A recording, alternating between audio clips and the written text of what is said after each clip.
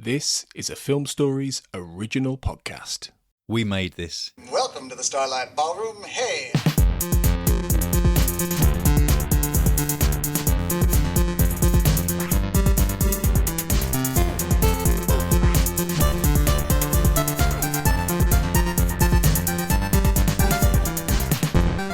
Hello and welcome to Shipwrecked and Comatose, the Red Dwarf podcast on the We Made This podcast network. Again, I'm neither Mark or Kurt. They've somehow managed to agree to let me. And in this special, we're covering the special one-off pilot / sketch thing called Lovett Goes To Town, which aired in November 1990 as part of BSB's Galaxy's The Last series. And it stars Norman Lovett, who you might know as the first Holly on Red Dwarf. And we'll get to what it's about. And joining me on this, and it's been a long time no speak to Mark Adams, who's one of the regular hosts. How you doing, Mark? Hello, I'm all right, yeah. I'm looking forward to talking about some tat. and as always, there's always at least a third one to try and keep two people in check. And the unfortunate role of peacekeeper is Carl. How you doing, Carl? I'm very good. How about yourself? I'm good, thank you. I mean, it feels like it's been ages since we've last spoken. Yes, it does. Yeah. Peek behind the curtain there. So basically enable Mark's addiction to specials. We are doing another special, this time doing on the aforementioned Lovett Goes To Town, which is like a kind of weird, like almost solo, one-off sketch that was part of a very short-lived comedy show on a very short-lived Sky channel in the early 90s.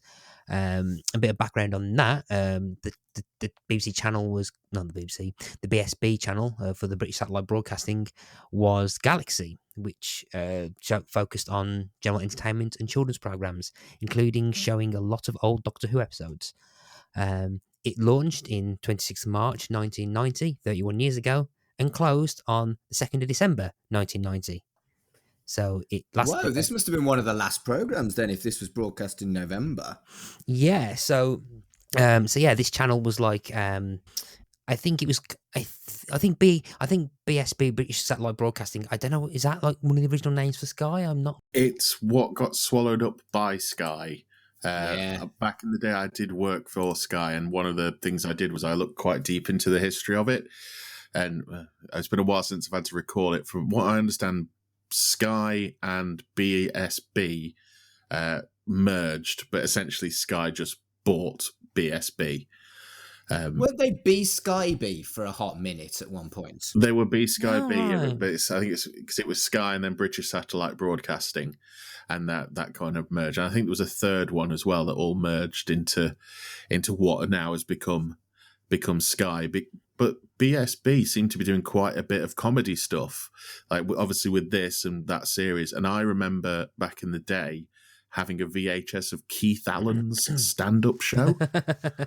And it was a show that was aired on BSB. And I was like, and I thought, is that Sky before they became Sky? And it was only when I started working for Sky that I realised that no, it's the company that Sky took over. Well, so slightly interesting about this as well, just looking, because I've been reading onto this channel. So a lot of kind of like light entertainment shows, like some light entertainment shows from this. There was a sci-fi soap opera called Jupiter Moon, which I'm only just reading about now. 150 episodes were made. 150? Yeah, but only the first 108 were broadcast by Galaxy before it was closed, while the last 42 episodes were broadcast on six years later by the Sci-Fi Channel. The cast included Richard Derrington, Anna Chancellor, Alison Dowling, Lucy Benjamin, Faye Masterson, Richard Linton, and Jason Durr, and the entire series has been released on Region 1 DVD. I have never heard of this. No, me neither. Oh, right, yeah. Isn't that a lot more episodes than Red Dwarf as well? Yeah.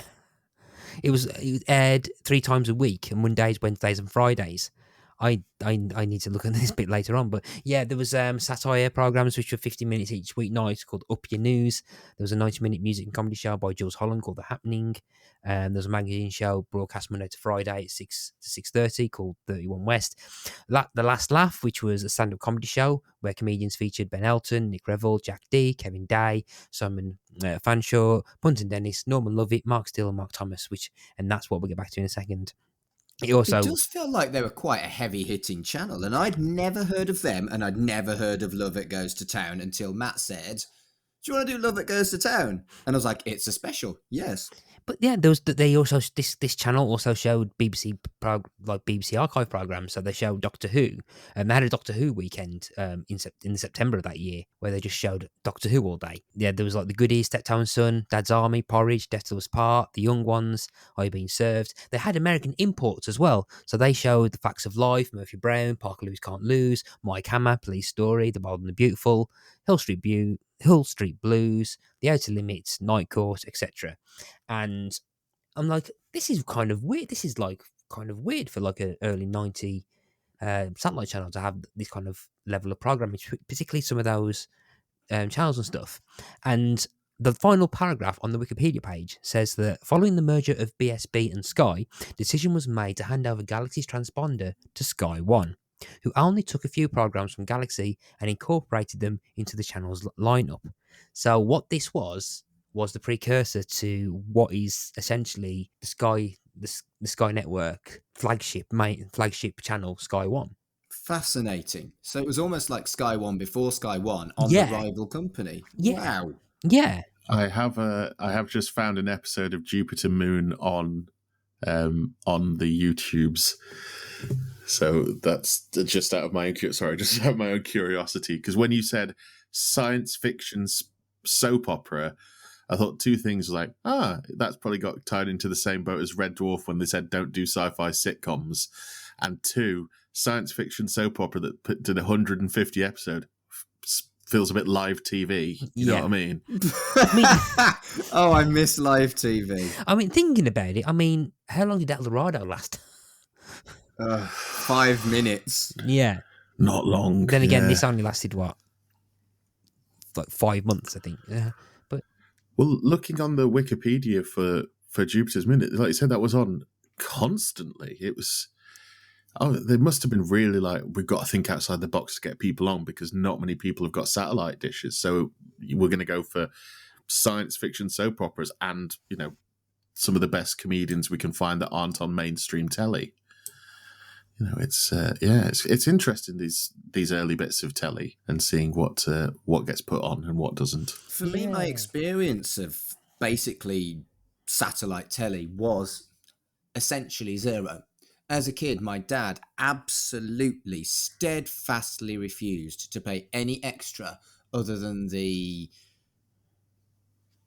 TV license. Thing you pay for the BBC. Thank you. TV license. TV license. Other than the TV license. And all my friends had these channels that I would never access. And I'd go around their house and beg them to put on the WWE, for example. But I never had access to this. And without wishing to be rude to my friends at the time, we were more affluent than they were. It's just that my dad is a stubborn old shitbag. Love you, Pops. He doesn't listen. But I think I had friends that had Sky. My grandparents got Sky TV eventually at some point, and that was basically so that so pretty much on a Friday, my dad would go over with the videotape. They would tape Buffy the Vampire Slayer, and then we'd watch it. We'd watch the taped version of that, and then we got Sky Digital in like 1999 because I remember vividly that the first episode, the first thing that we kind of watched, or the first evening that we had, I watched the episode Earshot of Buffy on the first night we got Sky Digital.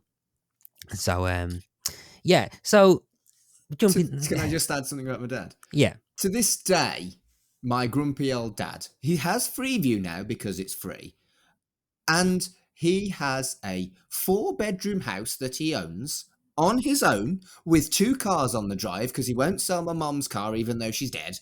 And he has more money in interest than I earn in a month, I think. he still asks people, up until recently, he asked people to record on video the Speedway off Sky. And when people were like, we haven't got a video anymore, he found illegal Polish websites to stream the Speedway. And I'm like, Dad, you sit in your fucking office with a chair that bends your 75-year-old back in a way that would make a child scream, just so you don't have to pay for Sky Sports. Pops, sort it out. Honestly.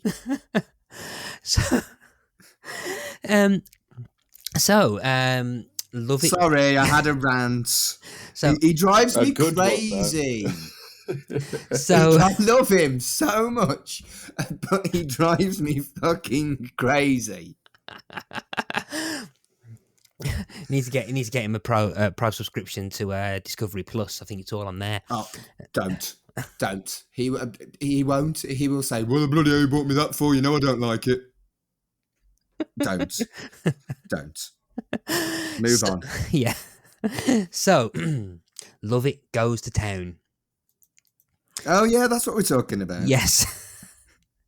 So Goes to Town. It's a 20-minute interesting oddity, written by Norman Lovett himself. It was directed by Bob Wilde. It's got Richard Hersey as a producer and Graham Hutchins as an editor, starring Norman Lovett as himself and Andrew Dalmeyer as the shopkeeper. And it is basically a story about Norman Lovett going to town to buy light bulbs and some polyfiller, and then also having what might be the first signs of a midlife crisis. All performed, all incorporating 95% of the 20-minute thing is him talking to the camera, and it feels like a kind of mix of observational commentary mixed in with just kind of random, almost stand-up comedy asides about life and stuff. And before I say my opinions on it, Carl, what was your first impressions on watching it? It felt in place. I thought two things. Initially, I was like, this is just his stand-up routine that he's doing while he's walking around, or the bits that he could translate to camera more. And then there was bits which blatantly were, I've walked past something and I've come up with something I can talk about it with, like the bit with the bench or the bit with the car missing its Volkswagen badge. They didn't feel staged. They felt like he'd just walked past them and gone, hang on a minute, Bob, we can do something here, and give me a couple of minutes. And the point where there's the gag in there where he turns around and said, this is the producer's idea, that did feel like Norman Lovett going, yeah, that was the producer's idea, it's not mine. Because from Red Dwarf, we know he's been that kind of grumpy, likes what he likes sort of guy. So part of me was, it's not within the realms of reality that Norman Lovett would go, yeah, I think this is shit and I'm going to say it on camera. He doesn't strike me as the nicest fellow to work with, I'll be honest with you. No. There were bits of it I thought, well, that's quite nice, and that's quite not clever, just nice. The bit where he's a tree, and that leads into the ad break. I didn't realise there'd be an ad break for some reason, because I immediately think that when Norman Lovett's on, it's going to be BBC. Yeah. I don't know why I think that, but when he sort of did the I'm a tree, I'm set en route, I was like, oh, that's quite a nice, simple, innocent joke. And I think that was probably one of my favourite bits of the whole thing, apart from my reaction to Beastie Boys fans still exist. So did you like it? Yeah, I think I did. I'm going to watch it again. I thought the stuff with the shopkeeper was quite unnecessary. You could have taken it out and I don't think it would have meant anything. Okay. Do you not think that? I think it made no bearing on the plot at all. I think we'll get back to the shopkeeper, I think in a bit more detail. Yeah. Mark, what about your impressions of it? My initial impression was, well, isn't this a little bit like Talking Heads by Alan Bennett? Yes. And I can only seem to remember a cream cracker under the I can only seem to remember a cream cracker under the settee, which was about, it was Thora Hird, and it was about her encroaching dementia and her obsession with cleanliness, and how she felt like the cleaner had done a poor job coming round her house. But it was 45 minutes and captivating. And this was surreal and peculiar, maybe a little bit more alternative and silly than what I talked about with Talking Heads, but it felt like, how is this something I want to watch for 20 minutes when he does fuck all? And it's really, really odd, but I still want to watch it. So that's why I thought it was like Talking Heads. And my second impression is, Norman Lovett is an odd man. How much of this is a character, and how much of this is actually just him because he's odd? And I wonder what the truth is behind Norman Lovett, behind the character he plays in his stand-up, because I do believe he plays a character in his stand-up. Who is the real Norman Lovett? And is he this man that we've seen kind of nasty little things about, how he was, again, like we say, a nightmare to work with? Whether he just changed lines that he shouldn't have done in Red Dwarf. Is there a dark undertone behind this peculiar little eccentric that he plays on the screen? And the fact that I thought that watching 20 minutes of basically alternative comedy says a lot about my experience of Red Dwarf, I guess. Ah, okay. I think with him as well. I think rather than a consistent dark undertone in him, I think he's one of these people who, if he doesn't get his own way, can be a bit of a pain in the arse. That's what I was getting at. I wasn't saying he was abusive or cruel or anything, but that's what I was getting at. Yeah. So things like, when they took his football away and he wanted to keep playing and things like that, so he just sat there with his arms folded. I think he's just a bit, like you say, he's an odd little man and probably a bit childish. But in this, when it shows his wife and kid, I didn't have any issue believing that was probably his real wife and child. You know what I mean? I'd love to know if it was. Yeah. I couldn't find it. They aren't credited, so that's what made me think that they probably are. Yeah, I couldn't find much information on that, but yeah. It felt like a shoestring budget, so I'm also inclined to believe that they basically did it for free, and they are his wife and kid. Yeah, I get the feeling that just from the way some of the places look, like the streets and stuff, because he left Red Dwarf and went to Scotland, because he married his wife and moved to Edinburgh, I think it was. And some of like the streets and that, like I think this is like just around his area. He's just gone out with, because I mean, early satellite broadcasting, like you say, there's no money if it's not in a live setting with like a theatre or something. So yeah, it's probably shot on, it wouldn't be like SVHS or anything. It probably shot on like high band tape or something. And just wandering around the town. Because if you look at the crew at the end of it, it's like 8 people max. Yeah.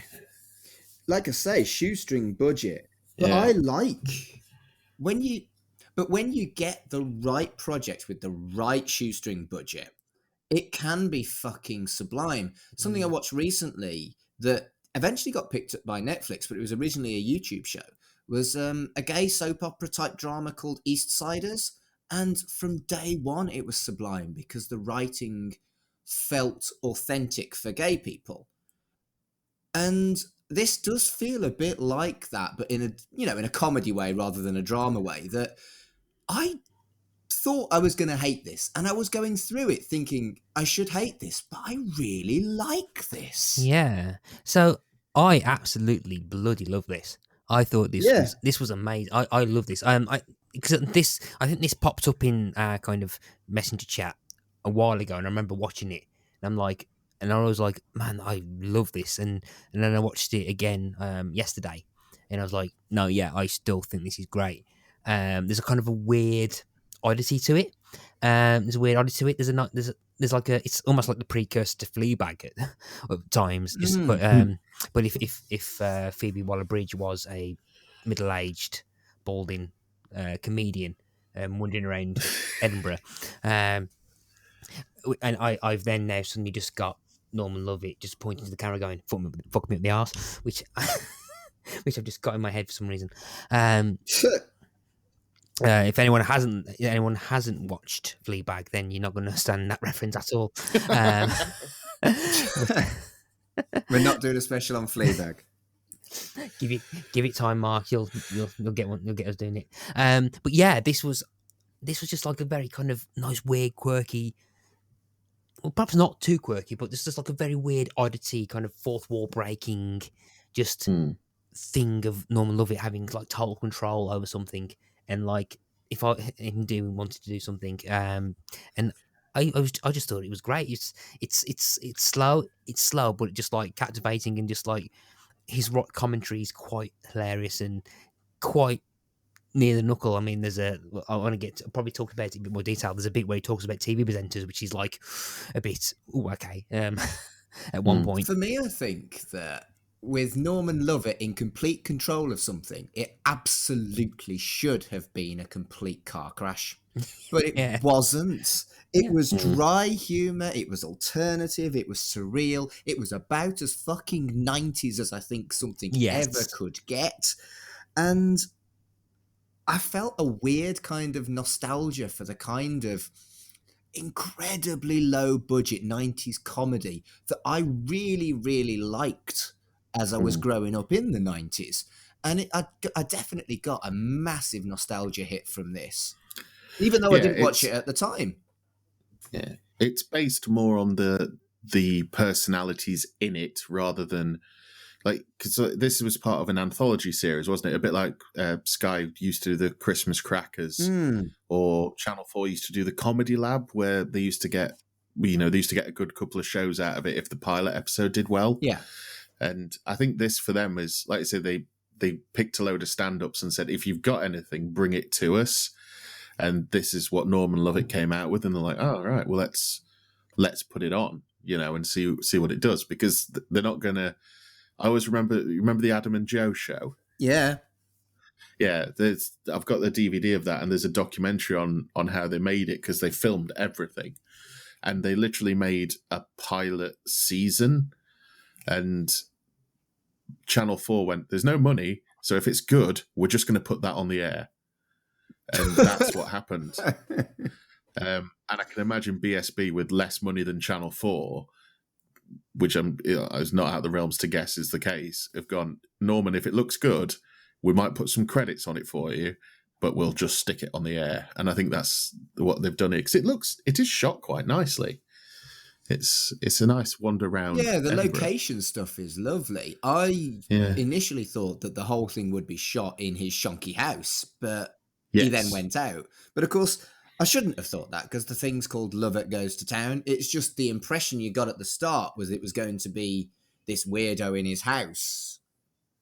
The thing with that is, even though it's called Lovett Goes to Town, at no point did I actually go, well, he's going to go to town. I just thought it would just be, in the other phrasing of going to town, in that, he's going to like let loose with his opinions or something like that.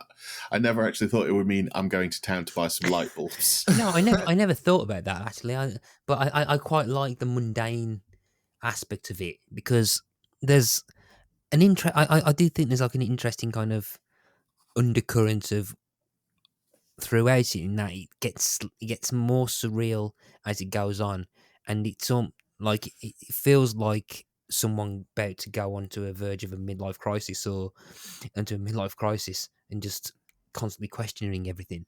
So how old was Norman Lovett at this point? Because I'm a certain age, and I'm worried that I'm about to have my midlife crisis, or I'm currently going through it. If he was 40-ish, then shit, am I middle-aged?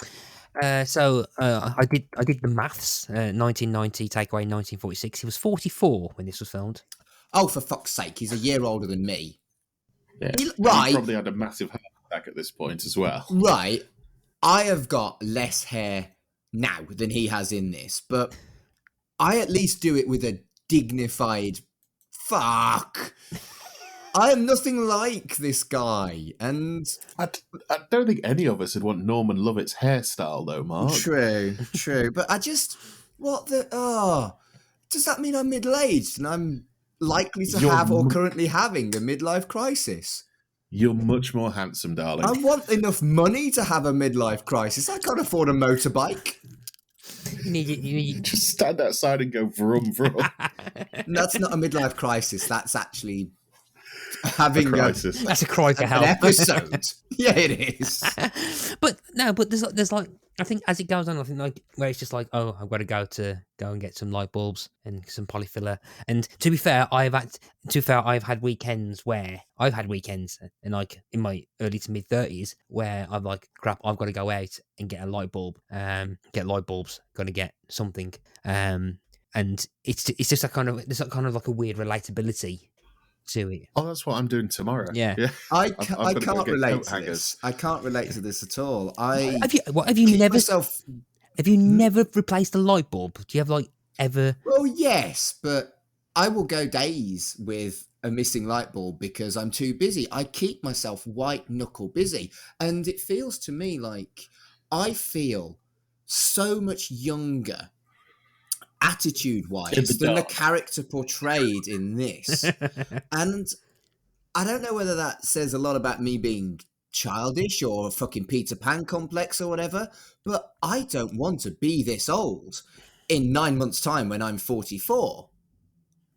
But like, no, I think like there's like the occasion where like, oh crap, I mean, the bulb went in my bathroom. I can't spend weeks like having a shower with using the light from my mobile phone. I had like you have to kind of like bite the bullet and say, no, I need to go out and get a bulb. Yeah, you'd swing by somewhere rather than make it an event, though. I feel like he makes this an event, and it's a big deal for his day. And please tell me that you don't do that. You obviously don't enjoy going around Wilco's as much as I do, Mark. Oh, for fuck's sake! There's I quite like going around IKEA. I'll give you that. Yeah. There's a sense of like weird kind of thing, like when you're going through B&Q. I'm like, one day I need looking at the bath panels and going, I really need to change the one in my bathroom, but I don't know if that will fit in my car.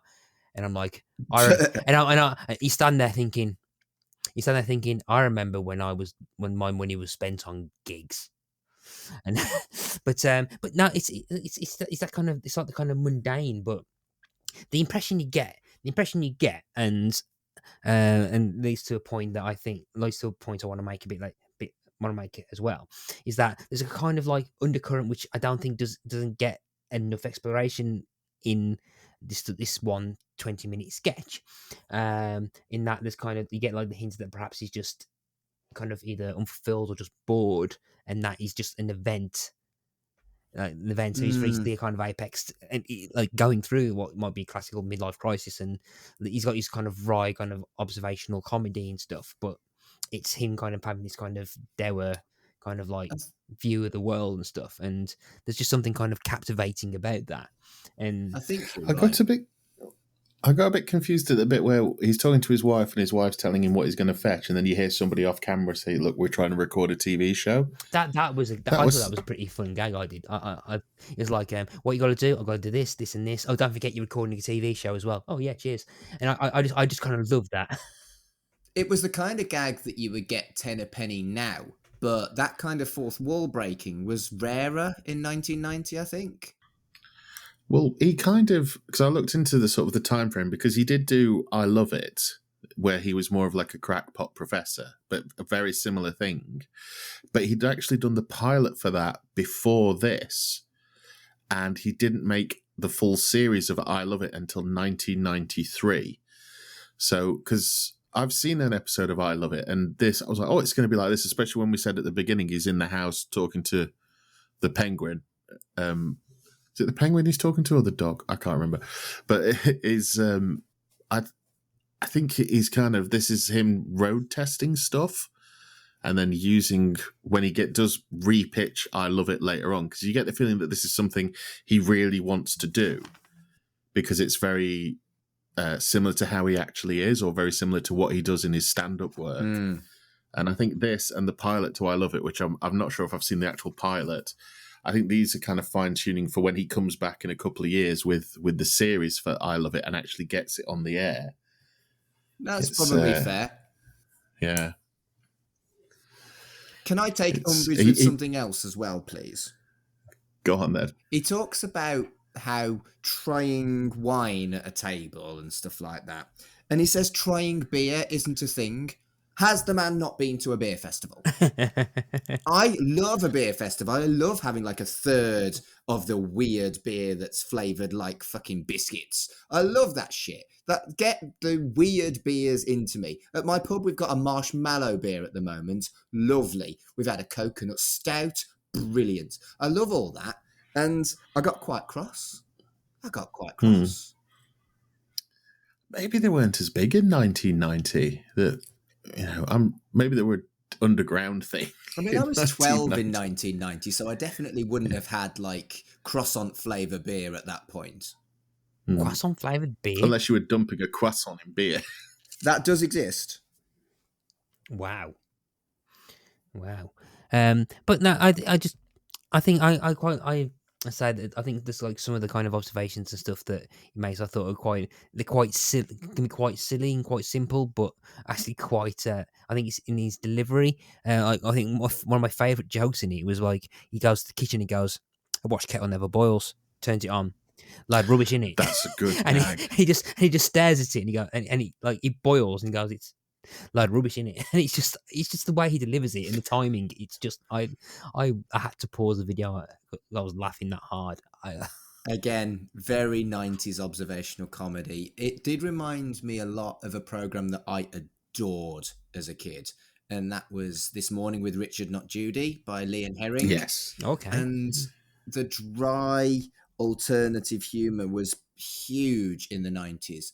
And you look at how that's developed into Stuart Lee's current comedy. It's brilliant. And I could see myself thoroughly enjoying a 75-year-old Norman Lovett's stand-up comedy if he basically hasn't changed from this.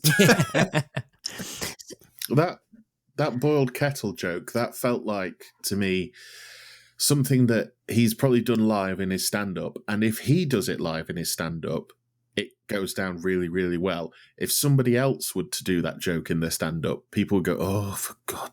You know what I mean? It's his delivery in it is, he knows what his material will work. Yeah, I think if just to get a bit kind of analytical on the joke for a second, I watched Kettle Never Boils, Light Rubbish in it. I think it's the way he says it, but it's like the cadence and the timing of that. It's like the length of a Tim Vine joke, but Tim Vine's got a very kind of punny, kind of like just very scattered, just puns like jokes a minute. It's kind of like the inverse of that, but on the same level, so to speak. So it's not a punny, but it's very short and sharp observational, kind of the opposite of what Tim Vine does, I think. And like where you got like a joke with a whole, where when you think about it afterwards, there's a lot more to it.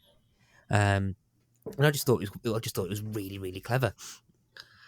Yeah. So. Oh, it is. Yeah. This is a comedian who knows what works for him, and what will work.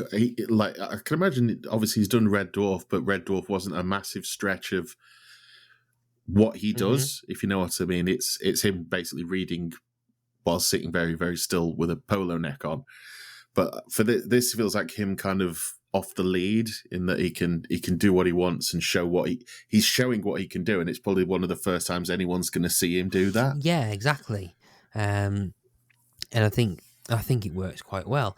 If we move on slightly, so like you got the first half where it is pretty much him. The second half is when he's actually in town properly. He starts interacting with, well, quote unquote, other characters. So he goes into the shops to buy light bulbs, and there's a very kind of surreal moment that you mentioned earlier, where he kind of, there's a bit where the shopkeeper talk. It's almost like a very weird allegory to buying an engagement ring. Or at one point, very much so. Yeah, well, they're talking about light bulbs.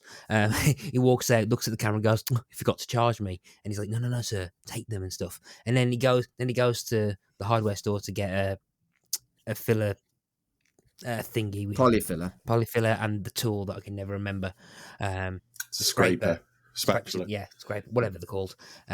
Filler spreader thingy. Yeah, and then sees the actor that plays the shopkeeper again, and he goes, "No, I'm a different character." And then there's a whole kind of weird thing where he goes, "I'll take you there," and then there's a kind of a weird kind of single shot where they just Norman's try to avoid walking into him again, and then there's like he goes to, I think, a park or something where he sits on a rock and then talks to himself or another character playing himself, and then gets told to move along by the same actor that played the previous two characters, and then that's it. Then he heads home.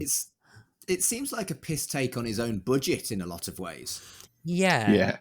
So, and again, I think it was quite clever because again, there's a strong self-awareness that it knows exactly what it's doing. It knows exactly what its audience is expecting, which I think for something that was done in 1990, I think possibly ahead of its time, because because that kind of self-awareness, you get that kind of self-awareness 15 years later, particularly when Arrested Development started playing around with that kind of level of self-awareness and being referential about itself. So like the fact that he goes, "Oh, hang on, you're the shopkeeper." He goes, "No, I'm not." And he goes, and then he kind of just like, you just kind of accept it, even though kind of the idea being he's in the exact same costume and the exact same clothes, and it's just kind of a joke at the budget's expense. But I think he's wearing different coats, I think, when he's outside. But it's just that kind of thing that I quite like. So, in terms of the shopkeeper, I know Carl mentioned that it was slightly off. What was your? Why do you think it could have gone? The special could have gone without him. It just felt kind of. It kind of interrupted the flow weirdly for me because I was enjoying his observations and this, that, and the other, and then bringing another. I thought it was going to be like Mark said, like a talking head of him just going around and then bringing in another character, and for that to be essentially the only other character in it just kind of stopped the flow of it kind of for me. I do appreciate anyone who ever uses it's the Rolls Royce of insert product here. It's just a great line. But I thought the performance was a bit sinister. I think it was supposed to be sinister. Yeah. I think what it might be is again, I don't, again, as you said earlier, this might be him protesting stuff. I think it might be him trying to kind of work out if this was extended over into an actual series, how other characters would interact with the quote unquote Norman character that he's playing. So I think it's just him trying to work out like how he'd interact with people. And and the point I do think that perhaps if this was to go to an actual series, it probably wasn't meant to be one, but if this kind of thing went to a series, you'd probably have him interacting with like a different person in each episode. Kind of like, is it the Greg Davies' new one, The Cleaner, where it's just him and a guest star. a well-known guest person, guest star, or like a name at least. The recognisable name. I can imagine that would be the case with this. There'd only be like one other character. Yeah. I mean, the only other characters, because it's not like you didn't have more actors, because you had the Bears. My thing with that is he went, "This isn't my gag, it's the producer's gag," and then it just stopped. I love that. Part of me was going like, but what was the gag? I think again, it's that kind of like weird thing where like, because the way that the bench is done, you've got like the bench side of the bench for tall people and the bench for the little people, and then I think in literature when you think of big, middle, small, you've got the Goldilocks and the three bears. So you've got this is too big, this is too middle, this is too short, and so I think it's kind of a reference to the three bears. So like, and he's just talking about that if you're small, you can sit on the one side. If you're big, you can sit on the other side. And again, it's one of those gags. It's kind of like the kettle gag, but you if you stop and think about it, you have to kind of think about the joke, and it's a nice visual gag at first, and then you kind of, and I think he gets the immediate punchline in with saying it's not my gag, it's the producer's gag, and then when you go off, there's a bit of period where you suddenly assimilate the joke you've just watched, and you think, and you just realise what it's doing, and you're like, oh yeah, because of the three bears and stuff, and it's funnier the more you think about it. Yeah. I think, I mean, my favourite bit of that bit was in a very similar way to how the kettle gag was, is that he sits down and then goes, well, can't sit around here all day, and gets straight back up again. I liked that. It's, you know, it's in the performance. Like I say, if another performer did that, it may not work. And I think the strength of this is because it's Norman Lovett doing it. Mm-hmm. That what carries it off. I mean, there's the famous story that he can stand on stage and not say anything, just looking at an audience and have them rolling in the aisles until he just goes, what, at the end. And that's perhaps why I like this so much, because that's very similar to Stuart Lee, my favourite comedian that I talked about before. Mm-hmm. But yeah, and so and do you have any thoughts on the Three Bears gag, Mark, or before we move on? I just thought it was deliberate and probably not the producer's idea. The whole gag was that he was taking the piss out of the producer, and it wasn't that he ad-libbed that. Whereas a lot of the previous stuff I do genuinely believe was ad-libbed, which is probably my favourite element of the show, which is why I found the first half more enjoyable than the second. Mm-hmm. But I think that was very much a planned gag, kind of nod, nudge, nudge, nod, nod, wink, wink. I don't think it was him shading at all. I think that was very much a planned gag. And it still worked. It was deliberately surreal and peculiar, but in a different way to the rest of the show, which made it incongruous. And that's why he put it in, because he wanted something incongruous. Yeah. And it's clever. It's fucking clever is what it is. No, yeah, I completely agree with you there.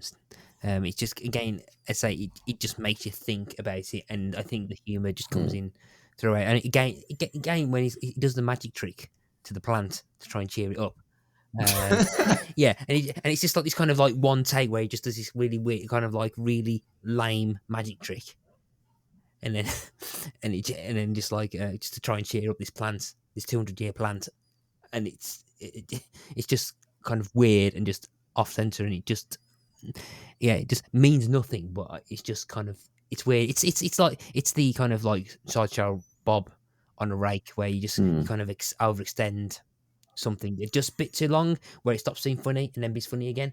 When you realise, okay, they're going for the whole thing. That's my favourite kind of gag. Legitimately, that's my favourite kind of gag. I will laugh at that more than the funniest joke. Yeah. Do you think with this show there was something quite quintessentially British about it? Because I think if this was done by an American, everything would be, whoa, it's all zany, and you know, it's kind of looks to camera almost like, I can't do it because we're on an audio one, but looks to camera like, oh, look what happened there, that was a bit wacky, wasn't it? Whereas here he's just doing, you know, everything's normal. I feel like his delivery of this kind of peculiarity is quintessentially British, and peculiar would have been done differently in America. Yes, absolutely, I do. Yeah. It kind of drew this, and I love it, which I'm sure we'll get around to in a special at some point. I'm sure it's drawn comparisons to like Pee-wee's Playhouse, even though the energy is like completely different. It's quite odd to think of Norman Lovett working with Pee-wee Herman. That's the crossover that no one had ever thought of before, but now everybody wants. Yeah, I mean, it'd be interesting to see what Norman Lovett would do now.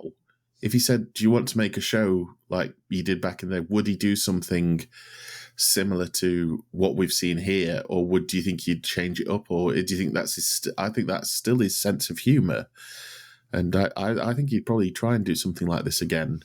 I think it would be a cross between this and One Foot in the Grave if he were to do it now. Yeah. So, and I think just before we start wrapping up, I kind of wish we had something a bit more like this, or at least one series of it, because I'd be interested to see how it goes. But then it'd probably be, there's an alternative world where we got a full 6-episode series of this, but just the one series, and it became kind of like one of these weird cult classics that only lasted one series, something like Garth Marenghi or something. That was like, has got like a very cult fan base, and has kind of lasted in the zeitgeist. like, oh, do you remember so and stuff? And I want to go to that dimension to watch it. Right. So there is one thing I wanted to ask you. Yeah.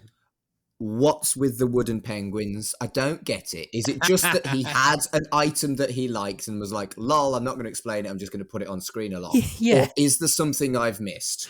I've got no idea what it means, but again, I think it's great because there's a moment where he just talks about the ducks, and then the penguin it looks like it's been green screened, or someone's holding it up on the camera and just turns and faces it, and then just puts it back down again. No idea what it is, but again, it's just unless he's inanimate penguin, he's getting annoyed that he's talking about ducks and not penguins, and that's how I read it. Yeah, that's also how I read it, but I'm glad I didn't miss anything. I'm glad it was just odd for odd's sake, and I'm not stupid. Well, looking here, I was just having a quick look to see if I could have found the I Love It, and I think I've actually found the I Love It pilot, which is from before this.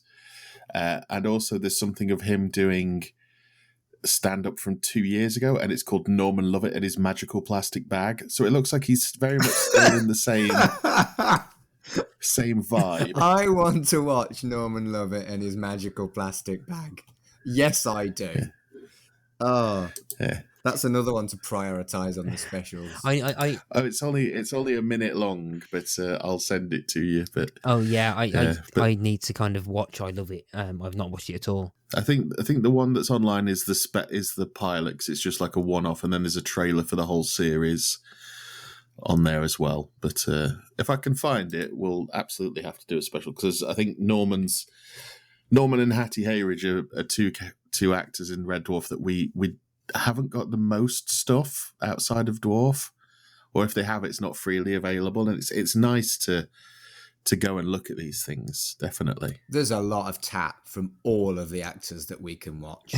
There really is. Yeah. So, and with that, unless anyone else has any other thoughts to add to it, no, I'm all good.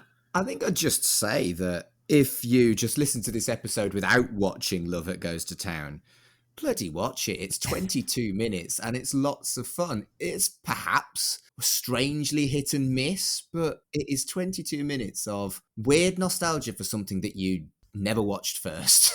I'm just going to quickly read a YouTube comment on the video. Well, a couple of them actually, where it says, this show is incredibly relaxing, and there was another one that I saw. Oh, can't find it.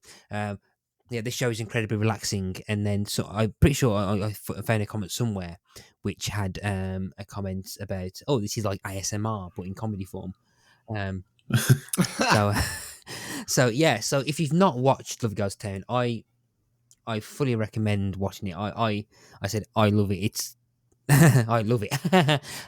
Fun there, right there. Well done. Yeah, about the wrong Norman Lovett vehicle. I should have saved that one for the I Love It. I Love It special. But I thought this was amazing. The more I thought about it, the more I think about the jokes, the more funny I find them. It's just that kind of weird thing, and I wish that there was more of it. So I think that's it. We've had our chat about Lovett Goes to Town on an episode that is twice as long as the actual 22 minutes. Brevity is not our strong point, is it? No. But then again, we have had episodes of the main podcast, which has gone for at least 3 times the length of episodes of Red Dwarf. True. So Mark, if people want to find you online, where can they find you? If you're looking for me, it's at Mark Adams HC on Twitter and on Instagram. I'm on various podcasts across the We Made This Podcast network. I'm a regular host on Podcast 616, which is our MCU podcast. I'm also one of the hosts of Chucky Vision, which is our Chucky franchise Child's Play podcast, and I am the lead host on Right in the Childhood, which is a podcast about kids' telly, where people talk about their happy memories before they rewatch a show and then see if it hits them right in the childhood. All of these are available on whatever you are listening to Shipwrecked and Comatose on. Just give it a search. And Carl, what about you? You can find me at allmylinks.com/Mr. Carl. Again, at the time of recording, I'm not up to a great deal at the moment, but I will be. I will be back for, as Marcus quote has called me, I am the Tat Master. I called you that off air. You've outed yourself, mate. Yeah, but I feel like that is a title that I am going to have to turn into something. So keep your eye out, because Tat Master will be coming soon. Tat Master. It's like Taskmaster, but with tat. Much more laid back. I've never actually watched Taskmaster, so I can't actually make a reference to that. I haven't, and it's supposed to be good. It's very good. There's a couple of series which are a bit duff, but the early ones are absolutely brilliant. Okay. Oh, anyway, Matt, where can people find you before we forget the host? Thank you, Mark. Thank you for remembering me. Yes, if people want to find me, they can find me on Facebook, Twitter, and Instagram under the name Pick a Disc, which is coincidentally the same name as the podcast I host, which is where I speak to someone about an album that they want to talk about for whatever reason they want to. I'm current at the time of airing. I'm currently about to start my 4th year doing it. Very exciting. That's and a 10th of your life that you've been doing that podcast, mate. I'm not that old. Exactly. It's more than a 10th. It's a 13th of your life. Wow. And considering my previous podcast didn't even go past episode 3. And yeah, I'm gearing up to my 100th this year. Flipping heck. 100th episode, which was the first episode I actually planned on doing before I did the first one. Anyway, so you can find that and majority and all the other shows that we've mentioned as well on the We Made This Podcast network, which the Shipwrecked and Comatose is proudly a member of. Feel free to stay listening, and you'll hear a few other things from the network in the contractually obliged section we have to put on the end of each episode. A bit later on, and also Subtle. and also the contractually obliged Patreon ad that we have to do as well. So again, if you're listening to this for the first time, and it's a very weird episode of the podcast for you to listen to for the first time, feel free to follow us on the podcast apps. You can subscribe. You can follow us on Twitter on Red Dwarf Pod. Is that right? Yeah, at Red Dwarf Pod. At Red Dwarf Pod. I don't know if we're on any other places. We're not, because I hate Instagram. Yeah, you can see. It's like Twitter on hard mode, mate. Fuck that shit. Life's too short. Yeah, but yeah, I mean, Mark's incorrect opinion on Instagram aside, you can follow us on Instagram's better than Twitter. You can do the fucking Shipwrecked and Comatose fucking Instagram then. Off you go. It's bloody hard work doing the pick of this one. It's only that. So before we start a civil war based on Team Instagram and Team Twitter, there's one thing left to say, and that is that was terrible, mate.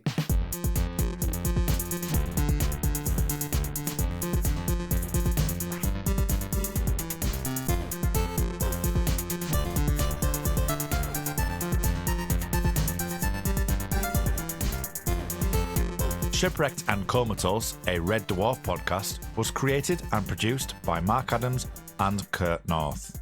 You can find us on Twitter at Red Dwarf Pod, and we are part of the We Made This Podcast network, which can be found online at wemadethispod.com or on Twitter at wemadethispod. Hello everyone, this is Tony, Network Chief of We Made This.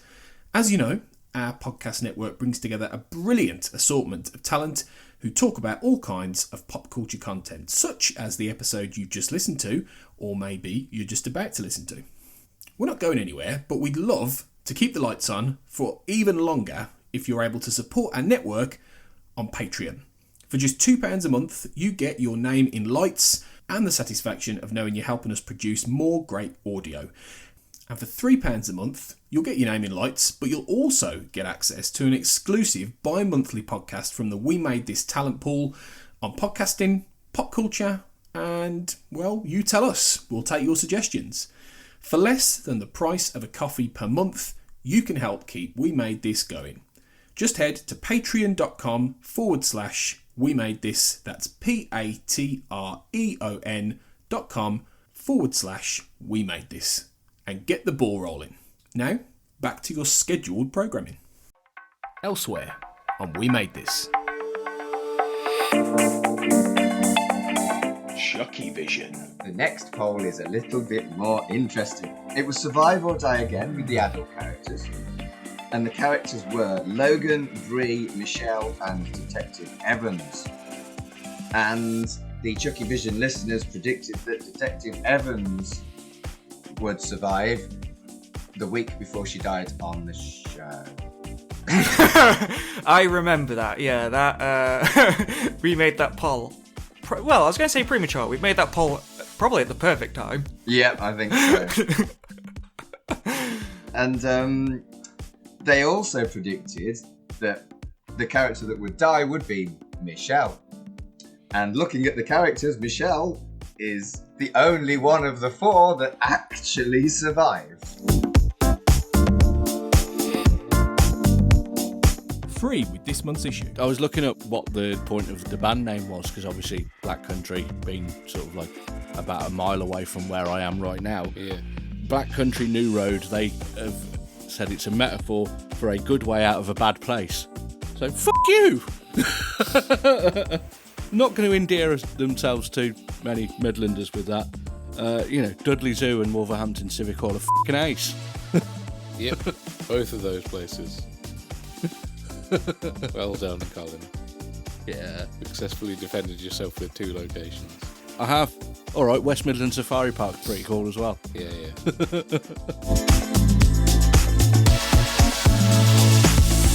Frame to frame. This episode was our Christmas horror film episode. Yeah. Now you mention Gremlins. Whoa. Where was that a week ago? Well, I mean, what can I say?